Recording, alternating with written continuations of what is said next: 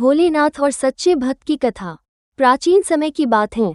एक घने जंगल में एक गरीब लेकिन सच्चा शिव भक्त रहता था। उसका नाम घनश्याम था। वो हर रोज शिवजी की पूजा करता और उनका नाम जपता था।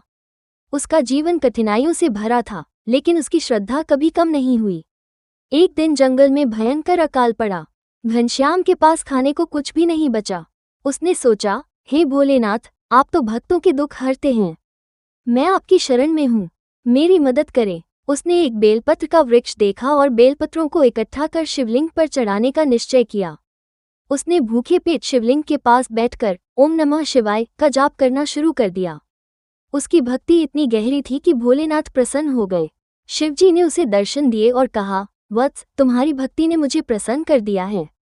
वर मांगो। घनश्याम ने हाथ जोड़कर कहा, प्रभु, मुझे और कुछ नहीं चाहिए, बस मेरे जीवन में आपकी कृपा बनी रहे।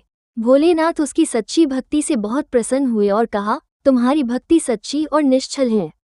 तुम धन और सुख के बारे में नहीं सोचते, लेकिन मैं तुम्हें वरदान देता हूँ कि तुम्हारा जीवन सुखमय हो। उसके बाद घनश्याम के जीवन में चमत्कार हुआ। जंगल में पानी का स्रोत निकल आया, जिससे अकाल खत्म हो गया। घनश्याम को मेहनत का फल मिलने लगा और उसका जीवन समृद्ध हो गया। सीख। इस कथा से हमें ये शिक्षा मिलती है कि सच्ची भक्ति से भगवान अवश्य प्रसन्न होते हैं। श्रद्धा और समर्पण ही असली पूजा है। यदि आप और शिव कथाएं सुनना चाहते हैं तो बताएं।